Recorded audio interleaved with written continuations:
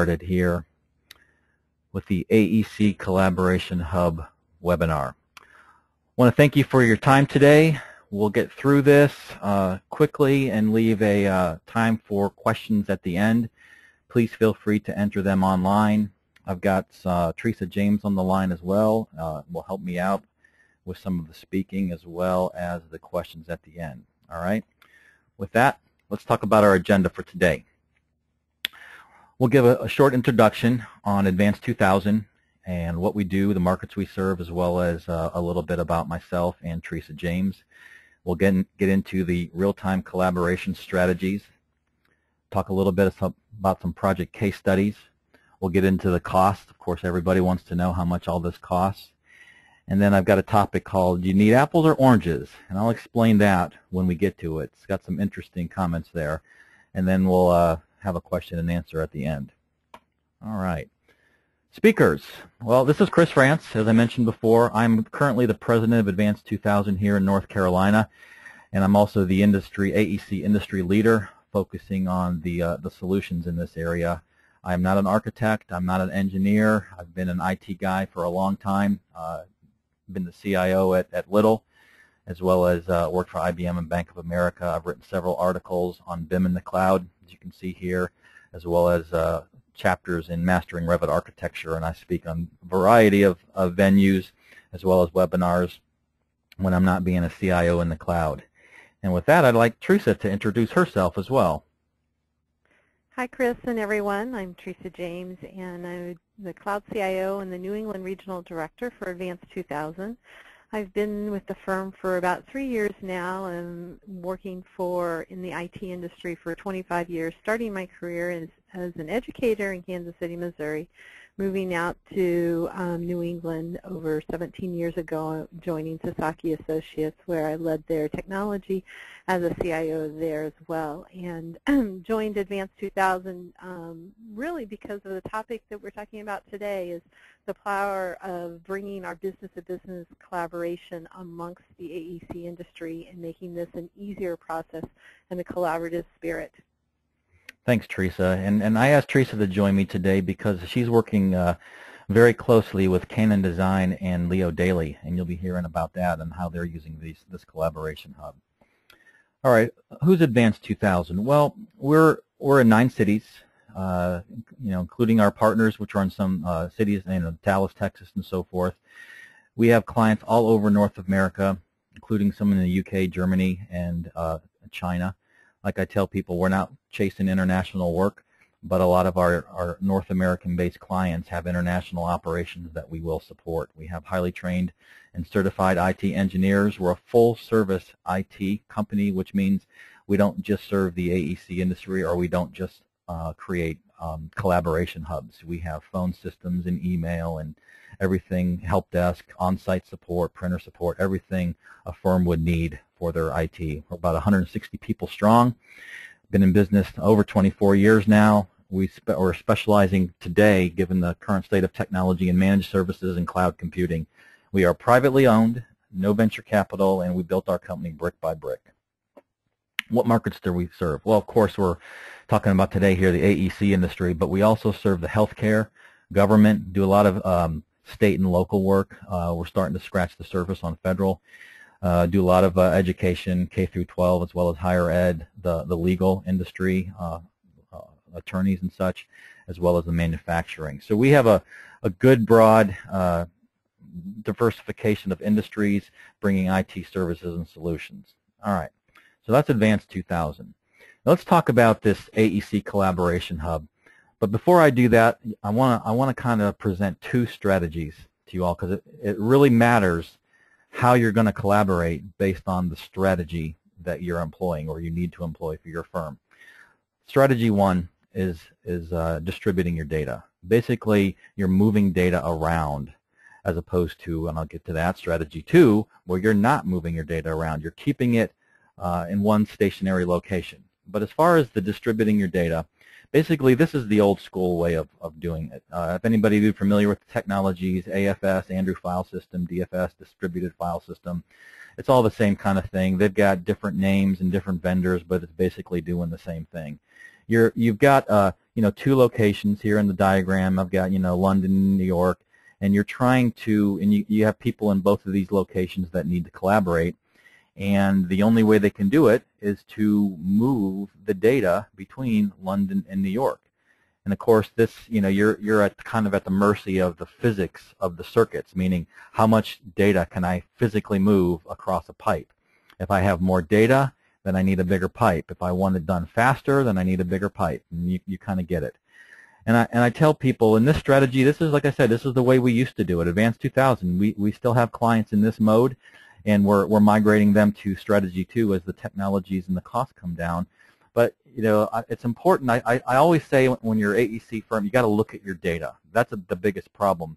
But that's only part of the problem. So example, if I have this, say I have a 1 terabyte file system, which is not uncommon in typical AEC firms. When I distribute it, so if I have I'll call it best practices of backup and recovery, that 1 terabyte needs to be mirrored. In case I lose a volume, I have a backup volume. So now I have 2 terabytes. And at the same time, if I delete or corrupt a file, a mirror doesn't do me any good. I have to have backups. So if I have 30 days, 60 days of backups, I have at least another terabyte. So for 1 terabyte of storage usually generates 3 terabytes of storage and the associated hardware and IT support. Now you can see how that will kind of multiply if I have 2 sites, if I have 3 sites. Now I got to start moving this data around, and do I have the same data protection? Do I have 3 terabytes in every city? It goes on and on and on. And so when you distribute your data like that, it pulls along the rest of the IT stuff, like your hardware, desktops, CPUs, the software, and of course IT support. All these costs get distributed as well. And this type of strategy, for many of us that have tried to run an AEC collaboration project like this, it's fraught with issues because the software vendors, I don't care who you use, Autodesk or Tekla or anybody, Graphisoft, their software's not built to be run in an environment like this. So you're really having to fake out their software. It's designed to run in a local area network on a PC where everybody's sitting in the same room. That's the way this stuff is written. That's the way it's tested.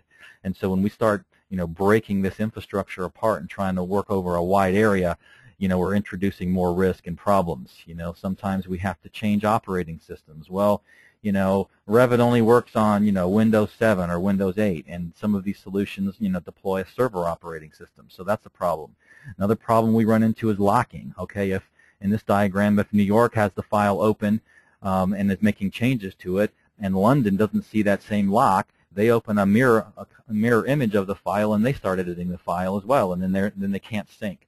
So there's a lot of these software vendors problems, hardware vendors that are trying to come up with a better mousetrap for distributing your data, and some of them work better than others, but we don't think that's the best overall strategy given the cloud computing technology. So another limitation of this is mobility or lack thereof. If I have say I have this great distributed system and it's working great and everything's meeting my needs, generally I distribute it into my offices, my New York, my London office, whatever. What happens if I'm on the road and I want to be, I want the same experience from a hotel or the job site or whatever? A lot of times these things fall apart or they don't work as well as they do in the office. And as I mentioned, the physics of circuits, but project latency is not the technical latency of packets moving around, but it's the people latency. If I make a change to a design as an architect and I'm physically moving this data across the country or the world, it could be a week or a week and a half before the person receiving this data and links your model in realizes there's been a problem. You moved a column or a wall or whatever. So there's the project latency. Depending on the size of the project, if it's a week before you find out there's a problem and you have 50 or 100 people working on it and causes rework, that's some serious issues. So while this distributed technology, it's gotten better than it was years ago, it's still not where we want to go. There's a better way, and that's where I'll get into strategy 2. We say, all right, it's either I move my data or I keep it central. So this is what I like to say, instead of bringing the data to the designers, let's bring the designers to the data. That's really what we're talking about here. And so I say, you realize you're at a tipping point when your ability to move screen images and mouse clicks versus the files is easier. So this is, whether you call it screen scraping or remote desktop, whatever you want to call it, it's an old technology updated for new, I'll call it AEC or high graphics applications. With the cost of the bandwidth falling and these new technologies coming out, it's actually easier and cheaper to move screen images than moving the underlying file systems. This, like I said, this opens up a whole new avenue of collaboration, because these, like I said, the software vendors, they have designed their software to run on the PC on a LAN.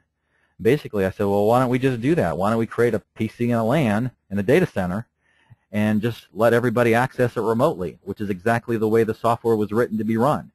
And so by doing this, we can add a whole bunch of other features that were not possible before. I can securely access and support, for consultants. So if I'm getting to this data store from a remote connection, then so can my consultants. And I can, and they're coming into a secure data center, so I can lock it down. I can decide who gets to what and so forth. And we'll talk, Teresa, we'll talk a little bit more in detail. And I mentioned the 3 terabytes worth 15 terabytes. One location, like I said, if one project has 1 terabyte and I have it mirrored and backed up, I'm sitting on 3 terabytes in the data center. And the more I distribute this, if I have 5 locations, I have 15 terabytes. And it's just, the data costs, and you guys know what I'm talking about, because the data and storage costs are kind of going through the roof because everybody's creating high-def videos and huge projects. It's just going crazy. And with this centralized strategy, this also gives you the mobility. Like I said, if I'm getting to this data remotely, and my consultants can get to the data remotely from their location, there's really no limitation on how and where I can access my data from, as long as I've got a good broadband connection. And by good, I mean, at least a meg up and down of bandwidth will allow you to do effective cloud computing.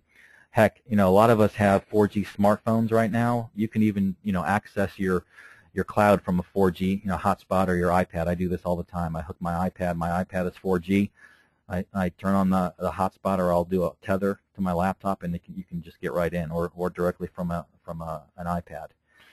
You're centralizing your costs. Not only does the software run better because you're centralizing the data, but it lowers all of the hardware and software. As I mentioned, it takes hardware and software and IT staff to support all this, but 90% of it now is in the data center. It's not out at the edge, so you don't have to worry about that. And so, like I said, Advance2000, we've deployed Strategy 1 for many years because that was the only way to work in this environment. Now we're decommissioning that Strategy 1 in lieu of Strategy 2, and that's really where it comes down to. All right, building on this. So I'm not going to go into a lot of detail about BIM clouds and individual firm clouds. We've done other webinars on that. You can look that up. We'll also have more webinars on that.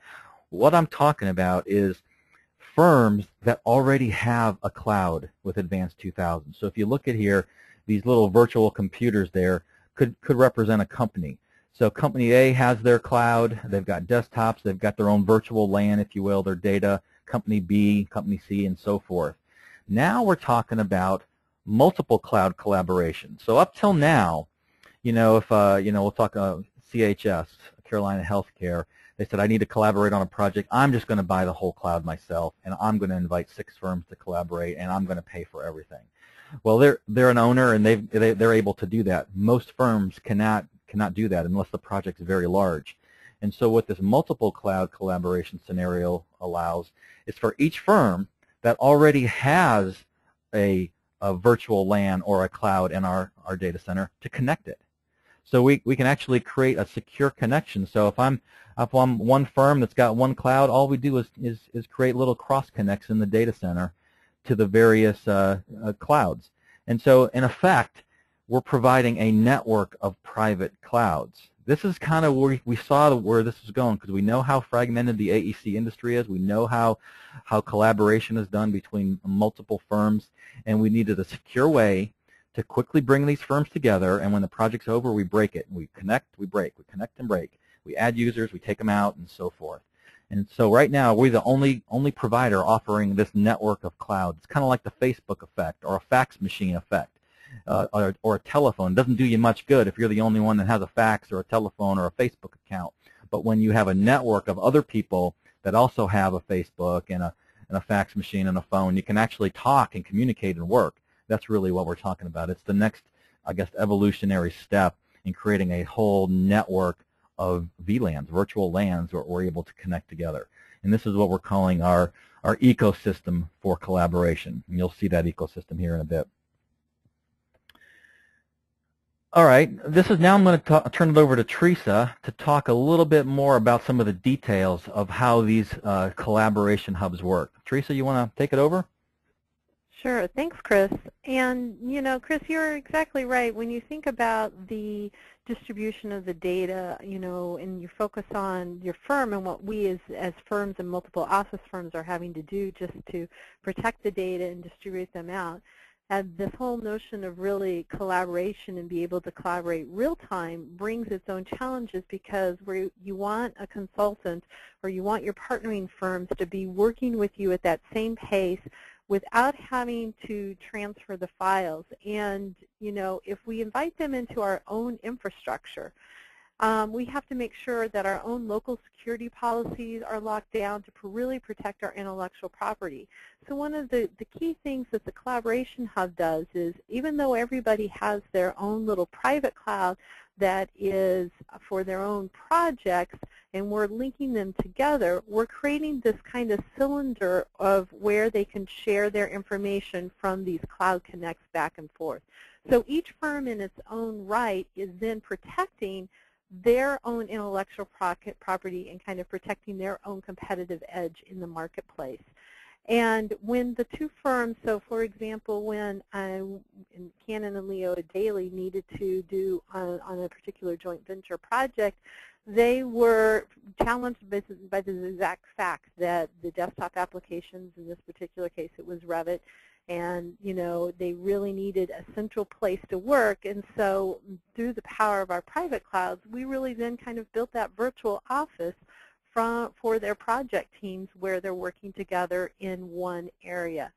And so through the, Canon already had resources. Leo A. Daly spun up resources that linked into their own environment so they can manage their private cloud. And basically we created this shared cylinder that was flexible for them to determine how they needed to structure their cylinder or their slice of the shared project. And so, and it's really kind of, when you think of it that way, every project then can be flexible because you can set that folder structure, and it becomes very natural for the end users to attach. They log into a remote desk, a virtual desktop. They're using the applications they know. They're not having to learn anything new, and they just need to know the same drive letter of where the same team is working from. So you really eliminate that repathing that you could have when you're trying to transmit files back and forth, because one firm's using one drive letter, another firm's using a different drive letter. You get everybody on the same page using the same project standards. And so you could establish it by the directory structure by phase. You could establish the security by firms. You could establish it by data sets. And I'll talk more about that in the next example slide.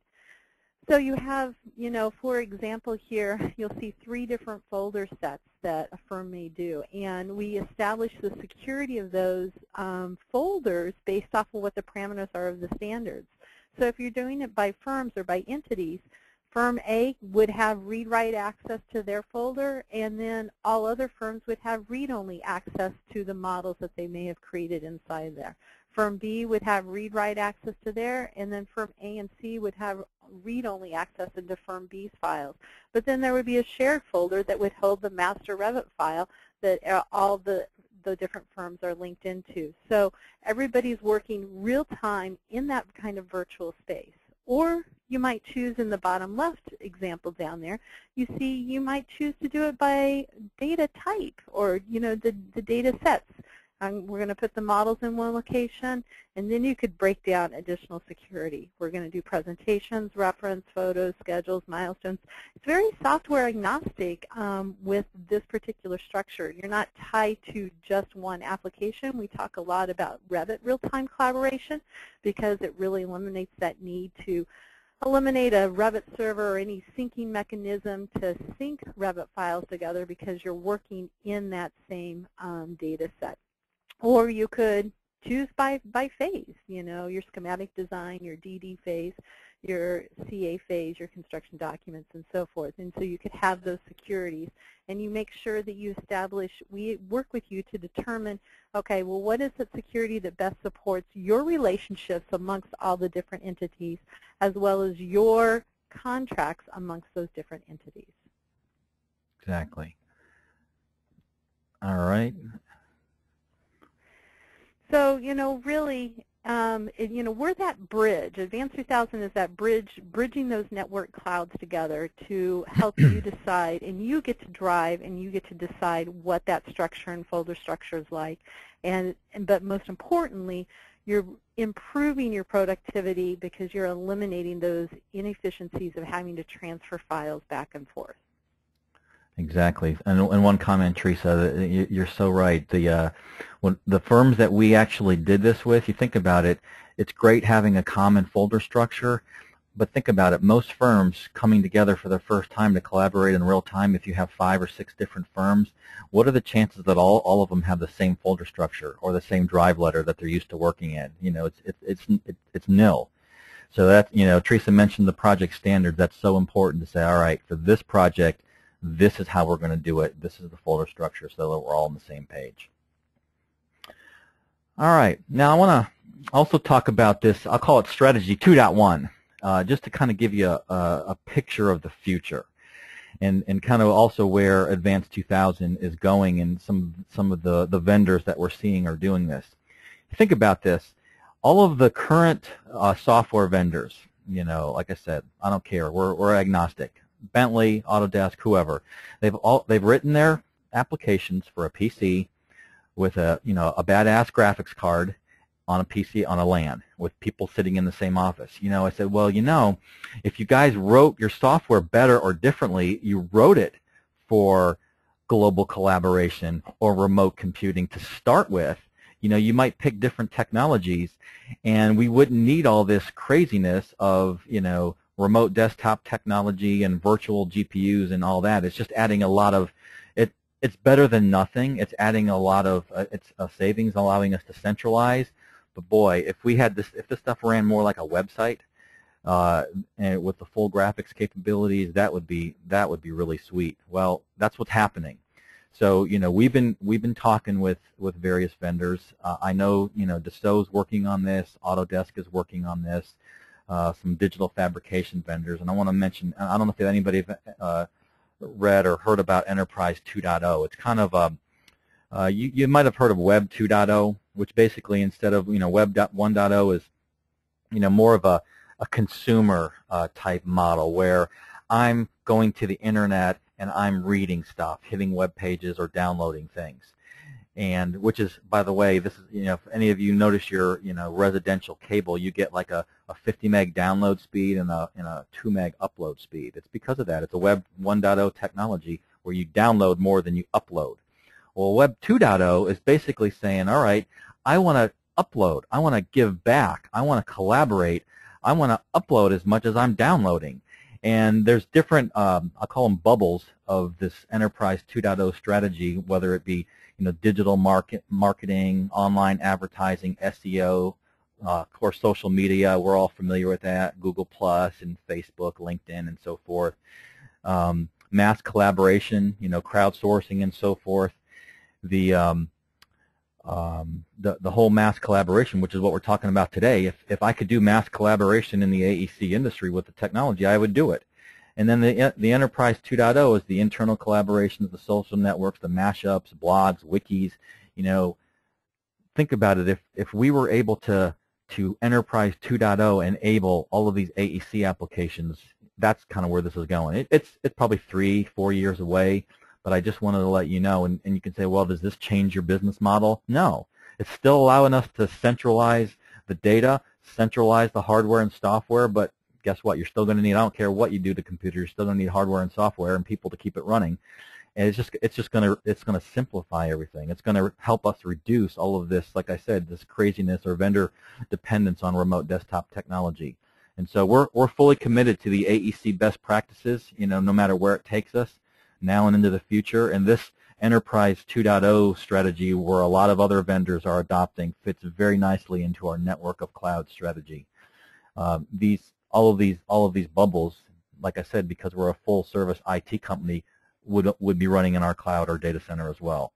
And so, and I remind people, our business is built on relationship with people. Your IT shop, we're your IT shop, or we work with your IT shop, not the underlying technologies.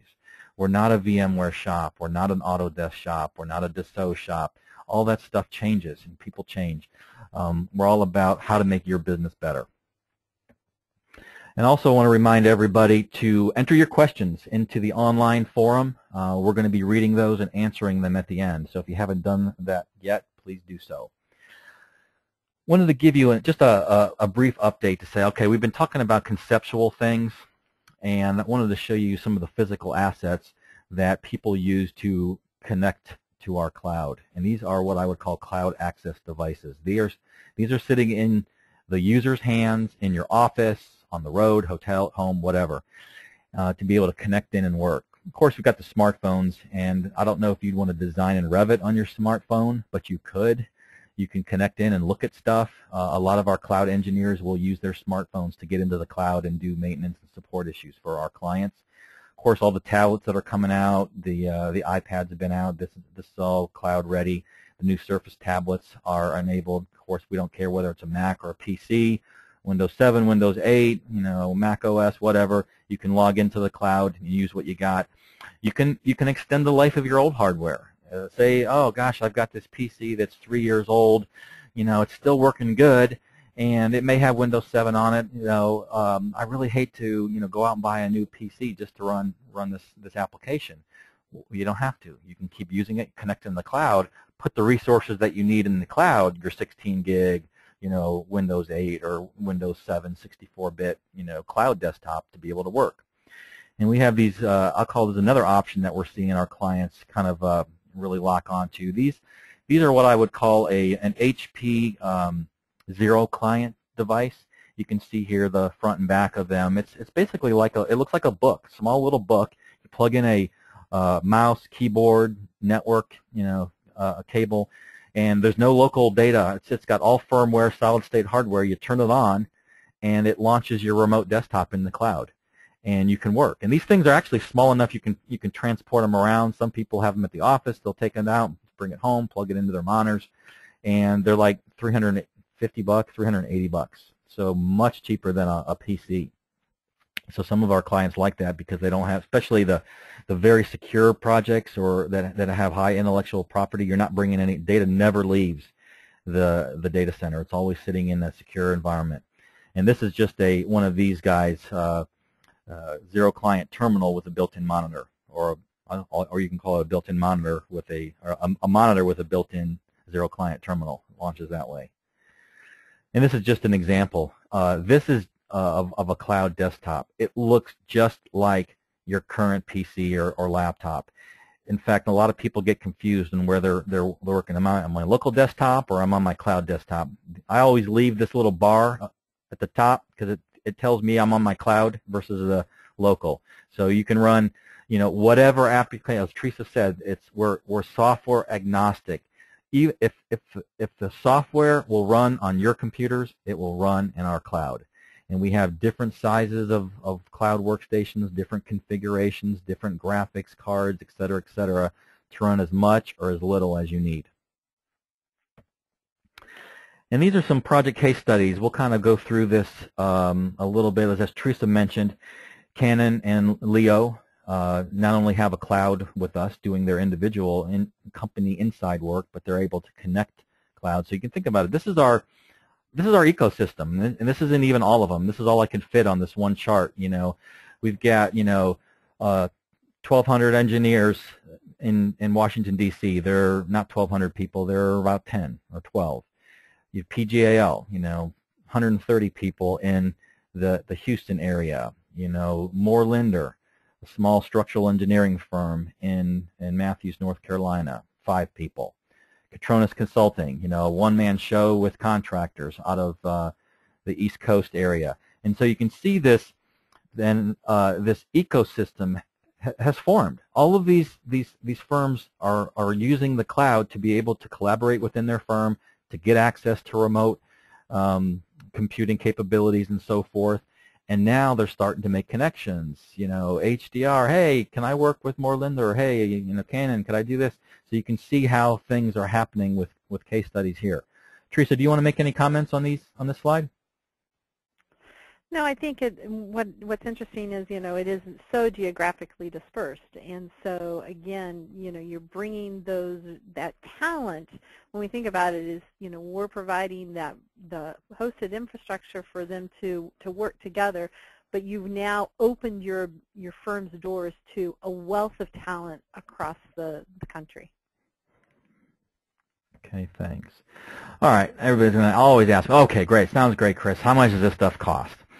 All right, well, here's some budgetary planning costs. Of course, your mileage may vary. We actually have to put through a detailed cost estimate of your specific project needs because, while we're all in the AEC industry, every firm is different, every project is different, and has different needs. But typically the process that we recommend and that most firms follow is the demo, migrate, collaborate. So you demo the environment, you try it out. We've got free demos. You can check it out. Hey, I've never used this remote desktop. I heard this. I've tried this 5 years ago. It doesn't work. I can't believe this works. We say try it. No obligation. Give us a call. Try it.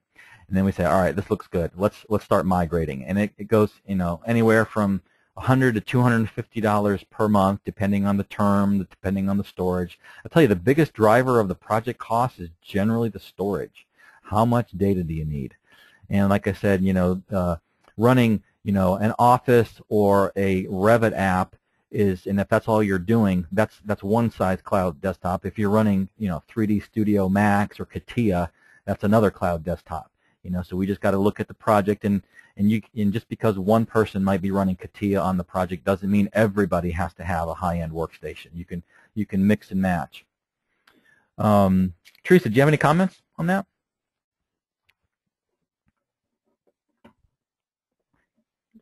Yeah, Chris, I just wanted to comment, regarding to when you see storage costs, some feedback we've gotten from individuals when they go, well, yeah, I can go out and buy an external drive that has that much storage and whatnot. You have to remember that there's a lot of management that goes behind that, that goes to the security of protecting your storage, that goes to the networking of your storage, that also goes to even the snapshotting of your storage. So those fees that you're seeing are inclusive, and so that's really a managed storage cost. Very good point. And like I said, like I mentioned, how that 1 terabyte turns into 2 terabytes, turns into 3 terabytes. That's what we're talking about. So you might see the 200 gigabytes, but there's really 600 gigabytes behind that, plus all the security and networking, as Teresa suggests. Thanks, Teresa. And so a lot of our I included those first 2 steps there because if you've already got an Advance 2000 cloud, you skip those. You've already done your demo. You've already migrated. Now you're ready to start collaborating. And then it's just a matter of setting up your hub storage, if you will. Leo Daily and Canon. You can say, well, do we want to put the storage in Canon's environment? And then Leo Daily hits that. Well, that opens up to some security risk to say, well, Canon doesn't want Leo, roaming around the rest of their projects. They want to contain them to this one. And then vice versa, if you say, well, I want to put this in Leo's environment, they'll say, well, I don't want Canon roaming around all my other projects. So we put this neutral, call it Switzerland ground of this collaboration hub. So you buy storage there, and that's not a long-term file storage. Canon and Leo will put their projects in this hub to work, and then when they're done, Canon will take their files back to their cloud, and Leo will take theirs, and we'll delete that data out of the hub. And so there's the ongoing storage cost of the project, and then there's a one-time setup fee, anywhere from $500 to $2,000, depending on the company size. If Moreland or 5 people, want to connect to the cloud. It's on the low end.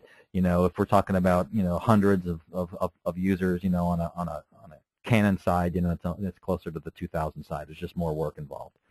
But, when you look at the amount of construction cost and the cost of change orders and screw-ups on the projects, these costs are nothing.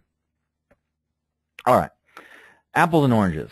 I got to clarify. I want you all leaving today to make sure that as you're looking at your cloud solutions and your cloud solution providers, you're comparing apples to apples and not apples to oranges. Because I'll tell you, I don't know about you, but this cloud term is way overused. You can say, somebody could say cloud because they think it's the latest marketing trend that will sell, but it has 100 different meanings, and you really got to nail it down to find out, okay, what are you talking about? What type of cloud technology are you talking about, or what kind of cloud service are you talking about? And I wanted to leave you with this matrix to kind of help you put things in a grid to figure out what's best for your requirements. And so I mentioned this is not an exhaustive list. You have to do your homework, and if you want to call us up afterwards, we can kind of go into some more details. We've got a lot of experience in a lot of these things. But basically, I broke this down into the 2 strategies that we were talking about. Strategy 1, where you're distributing your data, and strategy 2, where you're centralizing your data. Okay, there's 2 strategies. Well, there's 2, I'll call it 2 locations. You can either do it on-premise, meaning you put the technology in your office, or you can have it hosted by some service provider. And so a lot of times people say cloud, and they're saying, okay, well, I'm comparing my Revit server to your cloud service. Well, these different boxes, I put labels on them. I said, if I have a distributed data that's on-premise, that's traditional IT. That's the way we used to do it. You can't really compare that to that, best practice of a hosted. So if I have a distributed strategy that's outsourced in some way, shape, or form, like the Panzuras or the PeerLink, that's like, okay, well, I might be able to have you host it so I don't have to have my staff do it, but I'm still moving this data around. I still have latency. I still have locking issues, and I still have to have the proper data protection and storage and blah, blah, blah in all these locations. And then you have the centralized strategy where everybody wants to have their data in one location, but they're doing it themselves. It's on their product. I call it the do-it-yourself or DIY clouders. And people ask me, they go, hey, Chris, this is a great idea. Centralize your data, get to it remotely, but I don't want to move it to Advance2000. I want to do my own. We're a big enough firm. We can build our own data centers, whatever. Will you consult with us to help us do that? And I politely say I would love to, but the answer is no, because that is our intellectual property. That's our service. We've got all of these cloud engineers. We've got all this infrastructure invested in as our service. We're not going to help people replicate our service. There's other providers, I'll say if you really want to do that, give Lonnie over at BIM9 a call. There's other people that have their own IT guys, have their own data center, and they say, well, I'm going to do this technology myself. I'm going to get Microsoft Remote FX or Citrix or VMware, whatever, that comes out next. I'm going to try to do this myself. And I say, good luck, have at it. And just know that we like you. We would love your business. If things don't go well or you don't get to where you are, we're still going to be here a year, 2 years from now. Give us a call. And lo and behold, some firms have done just that. And then the last box here, the hosted centralized, Advance2000, I'm constantly watching this. To my knowledge, we're the only ones focused on the AEC that have this deep application knowledge as well as own our own data centers. You've got the IBMs or the rack spaces out there that are good. They have their own data centers in IT, but ask them to set up and configure Revit or CATIA or anything like that. They have no idea. And you can go to some of these software resellers, the Autodesk reseller or whatever, and they might know the software and say, all right, this sounds good. Set this up in a remote data center for me. They'll say, I'm not an IT guy. I have no idea how to get all this networking and infrastructure working. We have both, so we do that. Now you have these other guys that are starting to say, oh, we can do this. So even within the same box here, you have to do your homework to make sure you know what you're getting. Dassault Systems, Autodesk, they all have their own clouds. I'm sure Bentley has their own cloud. Like I said, this is not exhaustive. But the problem with the Autodesk and Dassault clouds, guess what? They only offer their products in their cloud. Well, what happens if I want to use other vendors' products? I can't run Dassault in the Autodesk cloud, so I end up having 6 clouds with all these software. Same thing with Microsoft. Now you have platform-only guys like the Amazons and the Microsofts, where they'll stand up the IT, but they say, hey, you guys are on your own. I don't know how to get Revit working in our environment. You guys can, good luck. And then I would say the only one that comes close to kind of being the full outsourced IT company is like an IBM Global Services, but they're very expensive, and they usually work for the big Fortune 500 firms. And I'm not so sure they've got the AEC application knowledge that Advance2000 does. So you just got to look at that. What are you trying to do, and how easy it is for you to replicate these technologies.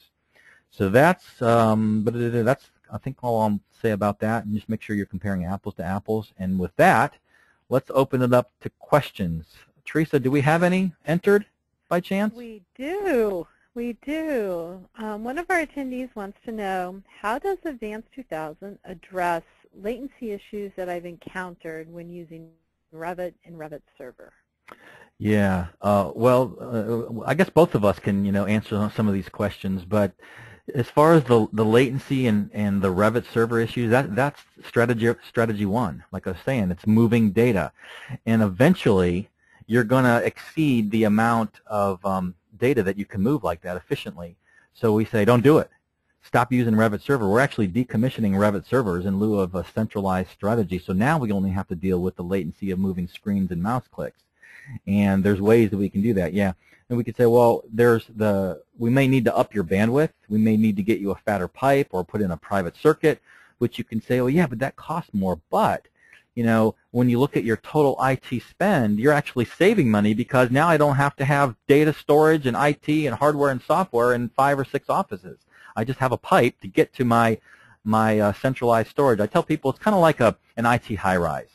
Advance2000 has an IT high-rise where we have multiple floors, multiple tenants. You come in and take as much square footage as you need for your building, and we can connect our tenants. That's really what we're doing. You want to try to eliminate data movement, because that is a big cause of that is your latency. Do you want to add anything to that, Teresa? Yeah, Chris, and I think besides that as well, one of the critical things, and you stress on this, is our AEC experience. With our engineering depth and breadth in our virtual CAD BIM manager, it's not only about, okay, the right technologies are in place, we're not moving the data around, but at the beginning, at that onset of the project especially, you're setting up the right protocols and the right standards. Right. And you're setting up, and you're working smart in regards to the way the files are linked and the way Revit is even used. And we have that arm and that branch for the project teams to link out to our own specialists and brainstorm on what should that really be, depending on the size and scale of the project. Yeah, and I don't want to, exactly, I don't want, this stuff is hard. If the software vendors actually wrote their software to work like this, it would be a lot easier, but we're having to bend their software to our will, so to speak, and we know there's a lot of mines in this minefield, and we know where they are. We've stepped on a few, and we've recovered, and we're continuing to advance this technology in this service. What's the next question? Anything else?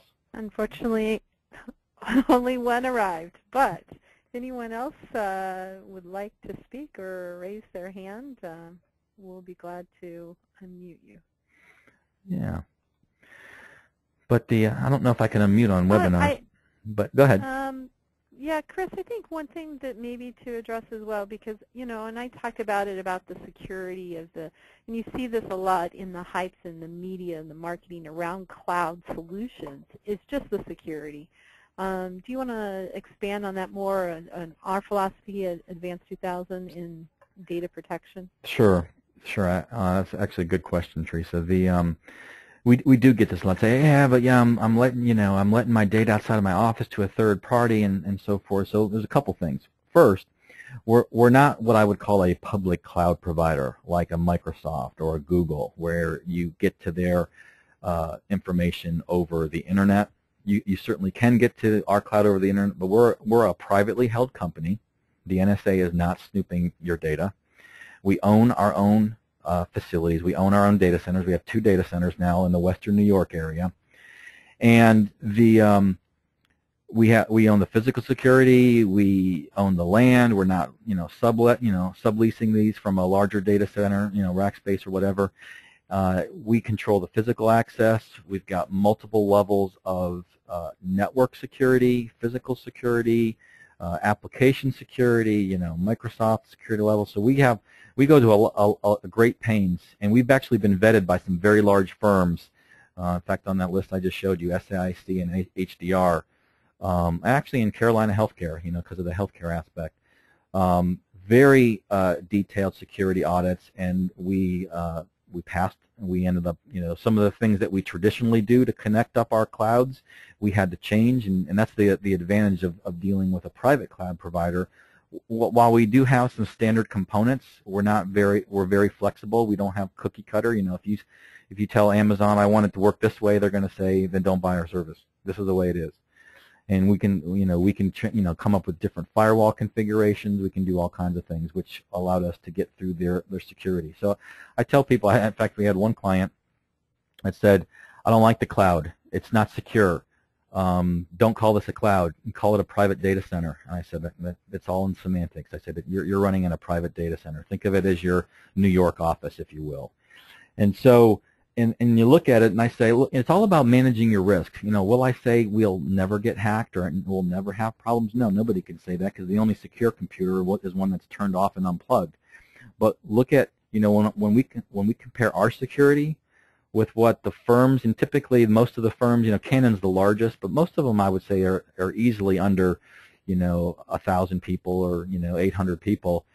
Our security is way better than what they're currently running with now. So their end clients, I've actually had to respond to RFPs that these design firms got from their clients, and they liked the fact that they were in our data center because they were more secure. Correct, Chris, and I think I would just add to that I think this also, with the private data center, you own this data. So the other question that gets asked a lot to us is, okay, the project's over, time to decommission. What do we do? Well, you own this data. This is your data. You get a copy of it. You can, we'll transfer it to an external drive for you. You'll transfer it over secure connection. However you want to decommission it to your standards, we will help you do that at that end of the project. So just keep in mind, you're in control of the data. This is your piece. But we're empowering you and providing that compute power to bring everybody together in our services like the AEC Collaboration Hub. All right. Well, very good. Any final comments before we wrap up? Okay. Well, I want to thank you all for attending our webinar today.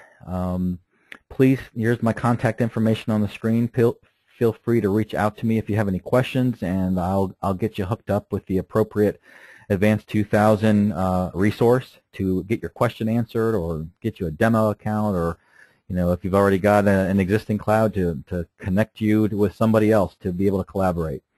So thank you for attending, and also if you have colleagues that wanted to see this webinar, I am recording it. As soon as this is done, I'll be posting it on the webinar service, but it will also be on our website and YouTube as well for later viewing. Oh, Chris, we have more questions come in. Oh, good. Fire away. Okay. Fire away here. Somebody said, what are the bandwidth requirements? We'd like to see at least 1 meg up and down available bandwidth per user. And you can say, well, that's typically a broadband connection, but what we also like to see is a minimum of 5, because this stuff is kind of variable doing this real-time computing. So like if you've got a home connection and the really cheap broadband service is, like 10 down, 2 up, but the 20 down, 5 up is a little bit more, we would recommend the 20 by 5, because the more bandwidth that you have, the better.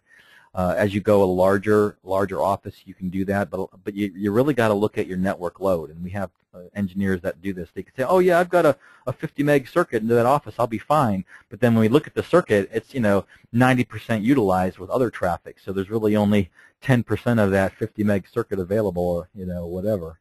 5 meg. So a lot of times, I would say most firms have to increase their bandwidth to move to the cloud, and we've actually got a carrier team that helps our clients get to the cloud cost effectively. In most cases, particularly large multi-office firms, we actually save them money on their monthly networking costs. We've had one client, I think, reduce their networking cost anywhere from $6,000 to $10,000 a month because of we can ditch the expensive MPLS networks and go to the more of a point-to-point. But that's a little bit more detail we get to. But I'd say the more bandwidth that you can afford, the better. But at least 1 meg per user. Okay, and our next question is, we talked a lot about software agnostic, and the question really was, okay, well, who provides the software, Chris?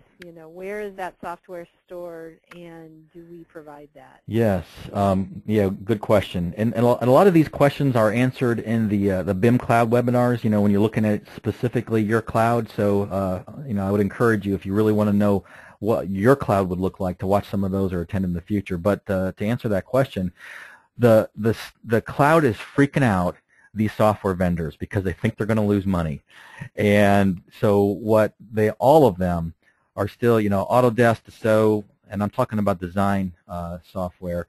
They require the end clients, the ultimate clients, which would be you, the designer or the contractor, to buy the software from them, and most of them require a networked seat, not a standalone seat. Autodesk is a requirement. They say, fine, you can run in the cloud, Mr. Architect, but you have to buy a network seat of the Autodesk products, and then you can run them in the cloud so that we can be sure that you're not installing one license on 10 desktops kind of thing and letting 10 people run off of one license. So I've gotten that question asked all the time. Hey, it'd be really nice. I like this, low capital expense. I can turn it into an operating expense and just consume as I need it. It would really be nice if I could rent Revit from you guys. It would be nice too, but you can't. It's a software vendor requirement. It's part of their end user licensing agreement. Now, Microsoft, on the other hand, they do have that program. They make money either way. They say, fine, Mr. Customer, if you want to buy the software, Office or Windows Server, whatever, we'll sell it to you and charge you software assurance. If you want to rent it on a monthly basis, we'll let you rent it, but you got to have a relationship with a service provider like Advance2000, and we can rent you it on a side, on the rent or buy. So, but right now, none of the AEC software vendors allow that rental model from a third party.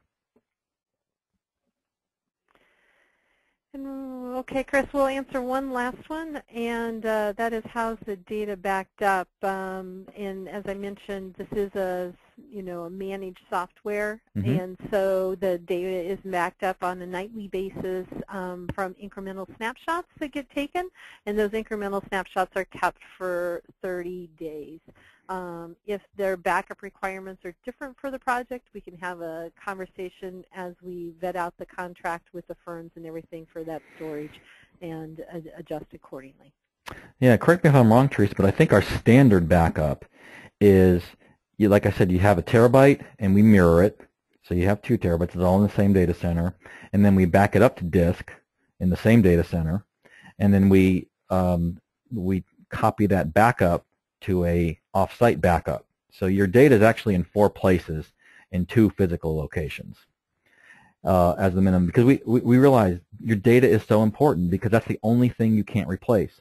If I lose data, I can't go down to Best Buy and buy it, buy my data from 5 years ago. It's gone, which is not true with software and hardware. So we take great pains to protect your data. And like Teresa said, we can go even higher level of that. If you want to replicate your data across the country to your data center, we can do that. If you want us to cut tapes, monthly, so you can store it in Iron Mountain, we can do that. So it really depends. It just, the more data protection you have, the more it costs, and you just have to manage the cost versus the risk, and just determine the cost benefit. Anything else? I think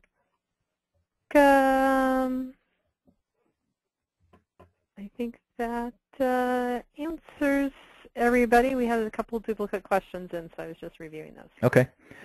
Well, very good. We'll wrap, and thank you all for coming today. Take care.